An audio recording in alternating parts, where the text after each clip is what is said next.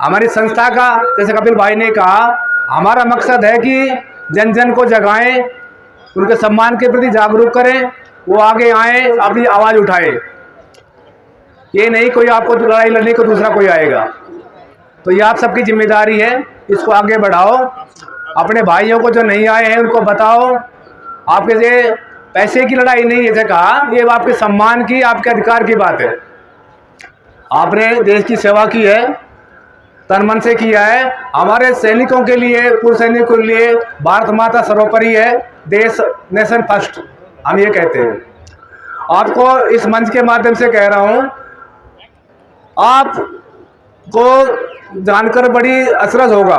आप ये अपनी ईमानदारी से अपने हकों के लिए आवाज़ उठा रहे हो, लेकिन आपके पीछे पटकथा सच चल रही होगी, ये बनाई जा रही है कि ये तो एंटी नेशनल है, फौज को तोड़ने वाले हैं। वैसा प्रेशर बनाया जा रहा है, सरकारों को कहा जा रहा है इनको थोड़ा दूर करो। ये सेनाओं में उठा रहे हैं, आवाज़ उठा रहे हैं, तो कितनी शर्म की बात है। हम बड़ी शालीनता से, बड़े अनुशासन से, नियम कानून को मानते हुए, प्रशासन का सहयोग करते हुए 20 तारीख से कंटिन्यू हमारा धरना चल रहा है। यहाँ कोई किसी तरह की ना कोई गाली गलौच है, ना कोई नारेबाजी है। सरकार का हम पूरा धन्यवाद देते हैं, उन्होंने हमको OROP 1 दिया, 2 दिया, लेकिन मिला किसको, मिलना किसको चाहिए था, ये बात है।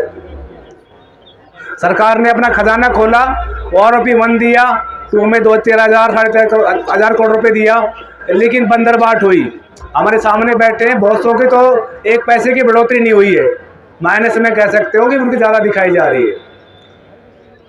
साथियों, OROP आई किसके लिए थी और गई कहाँ, आप सबको पता है। मैं आपको कई चीज़ बताऊंगा कि आपको कहाँ कहाँ से आपको ये मिला।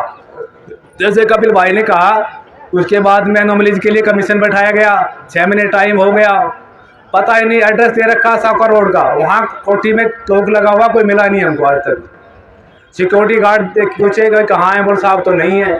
ढूंढते ढूंढते गए, नावल हाउस, कोटा हाउस में ऑफिसर मैस है, वहाँ को रूम दिया हुआ, वहाँ ढूंढा उनको, वहाँ से मुलाकात की।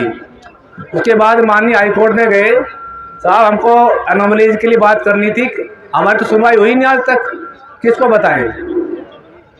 माननीय हाईकोर्ट ने ऑर्डर दिया कि आप देश के हर कोने में जाइए, सबकी एनोमलीज सुनिए। तो आपको बताया, देश के हर कोने में, चंडीगढ़ से शुरुआत हुई, दिल्ली से लेके गुवाहाटी और देश के हर एक प्रांत में कमीशन गया और आपको मंच मिला। साथियों, ये थोड़ी सूचना है, आपको जानकारी नहीं होगी, ये आपको पता होना चाहिए। हमने अपने बच्चों के लिए दिल्ली स्टेट यूनिवर्सिटी, अभी सेंट्रल यूनिवर्सिटी में, पहले हमारे बच्चों का कोटा नहीं होता था, तो उसकी हमने 5% कोटा दिया है। आपके बच्चे पढ़ने वाले हैं, कुछ को इंजीनियरिंग पढ़ना है, मैनेजमेंट पढ़ना है, तो आपको जानकारी 5% कोटा आपके बच्चों का है। पहले कोटा नहीं होता था, बोला सर्विंग को मिलेगा, नहीं मिलेगा, क्योंकि हमारे बच्चे छोटे होते थे तो हमारे को फ़ायदा नहीं होता था। तो ये भी आपके लिए, आपके बच्चों के लिए, हमारे बच्चों के लिए, बहुत से आपको बताऊंगा उनको फ़ायदा हो रहा है। उनके बच्चे दिल्ली टेक्निकल यूनिवर्सिटी में, दिल्ली यूनिवर्सिटी में उनका एडमिशन हुआ है, तो कितनी बड़ी बात है। एक आपको सुना होगा, 2018 में जम्मू कश्मीर में FIR हो गई थी कुछ अधिकारियों के, हमारे सेना के जवानों के खिलाफ। अधिकारियों के लिए तो संगठन चले गए, उनका बचाव हो गया। हमने अपने भाइयों के लिए सुप्रीम कोर्ट गए और उनको FIR को स्टे कराया। तो जवानों के लिए हमेशा आगे आते हैं, तो हमारे सुनने वाला कोई नहीं होता, और आपके सामने मंच मिल रहा है, तो इसलिए हमें आवाज़ उठानी है, अपनी आवाज़ बुलंद करनी है। MSP की बात कही, MSP पहले पे कमीशन में आई थी 1,000, 6,000, बाद में इसको थोड़ा सा विरोध हुआ, हम सर्विस में ही थे, 2,000 हुआ, 6,000 हुआ। दूसरे पे कमीशन में आप देख रहे हो 5200, एक MNS बताया नॉन कमेंट होती है, उसका कोई लड़ाई से तलवार नहीं होता है, 10,800, 15,500। साथियों, MSP को लेके कहीं कुछ रैंक पे नहीं लिखा है, ये खाली दिया गया था सिविल लाइफ से डिफेंस लाइफ की हार्डशिप है। आप ग्लेशियर में, रेगिस्तान में, माइनस टेम्परेचर में, बॉर्डर पे खड़े रहते हो, पहली गोली जवान को लगती है ज़्यादातर जवान को होता है। तो ज़मीन हादसे को देखते हुए आपके आसपास में कहा किसी का पैर कट रहा है, साइकिल गिले से बहुत से मिलेंगे, आप पूछिए कितनों की लाइफ, कितने के हाथ पैर गड़ गए, कट गए, बड़ी समस्याएं हैं। तो तकलीफ किसको ज़्यादा है? ना को रहने का है, खाने का नहीं है, बर्फ़ों में गायब हो जाते हैं। हनुमान थप्पा का सुना होगा, कितने साल बाद उसकी बॉडी मिली थी। तो ये हमने सारी चीज़, सारे इंसिडेंट मिलिट्री सर्विस पे के लिए माननीय हाई कोर्ट में सारे दस्तावेज दिए हुए हैं और विचाराधीन है। अगली सुनवाई 22 मार्च को है। तो देखते हैं, पूरी कोशिश, पूरी प्रयास कर रहे हैं, कितना इसमें सफलता मिलते हैं। आप लोगों का सहयोग, आप लोगों का आवाज़, आप लोगों का आशीर्वाद बना रहेगा तो डेफिनेटली इसमें भी कुछ ना कुछ पॉजिटिव रिजल्ट आएगा, ऐसी हमें उम्मीद है।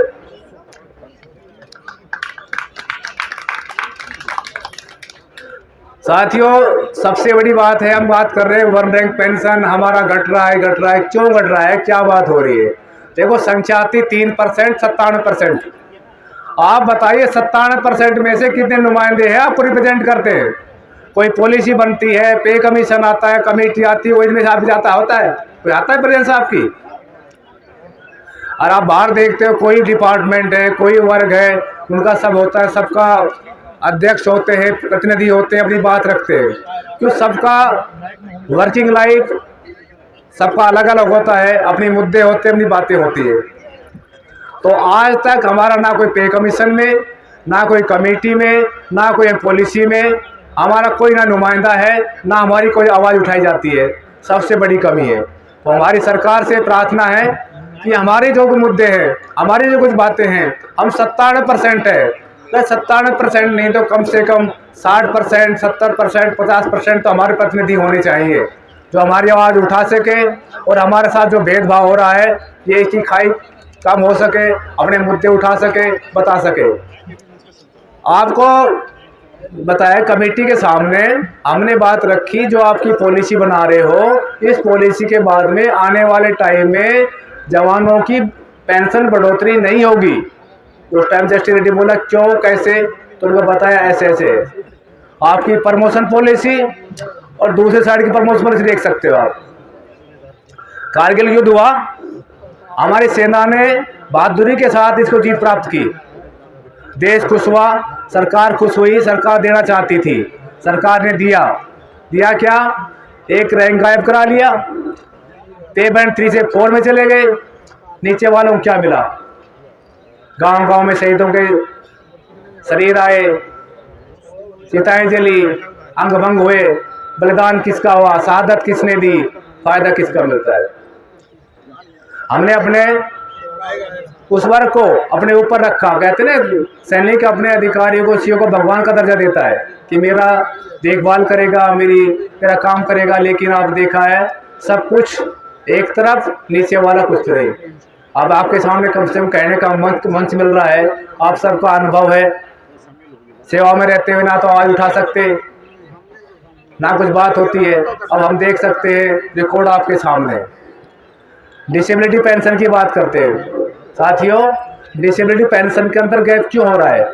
भत्ते, अलाउंस क्यों इतना गैप हो रहा है? पे कमीशन की रिकमेंडेशन होती है स्लैब सिस्टम के हिसाब से। पहले स्लैब होता था, जवान का इतना होगा, अधिकारी का इतना होगा, इतना होता था। उसमें क्या किया इन्होंने, इम्प्लीमेंटेशन कराते कराते स्लैब सिस्टम को परसेंटेज में लेके आ गए।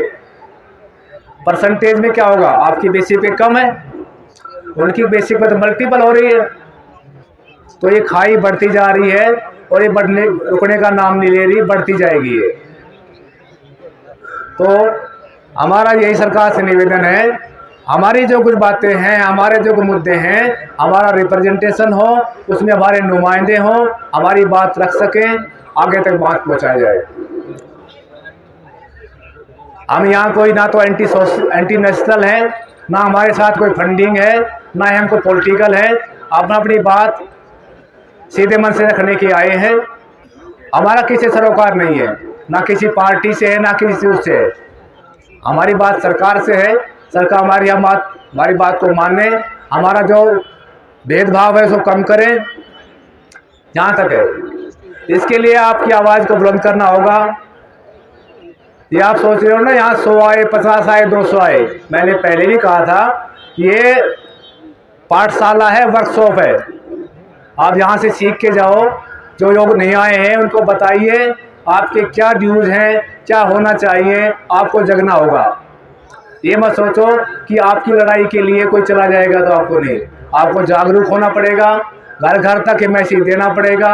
जहाँ प्रांत से आए हो, जिले से आए हो, सबको जागरूक होना पड़ेगा। अपनी आवाज़ एक करनी पड़ेगी। सैनिकों का, पूर्व सैनिकों का जीवन बहुत ईमानदारी से भरा पूरा होता है, पूरा डेडिकेशन होता है, देश के प्रति समर्पित होता है। आपको पूरा देश सम्मान के साथ देखता है और आपकी आवाज़ बुलंद होगी, ये आवाज़ ऊपर जाएगी। ये संघर्ष जारी रहेगा, रुकने वाला नहीं है।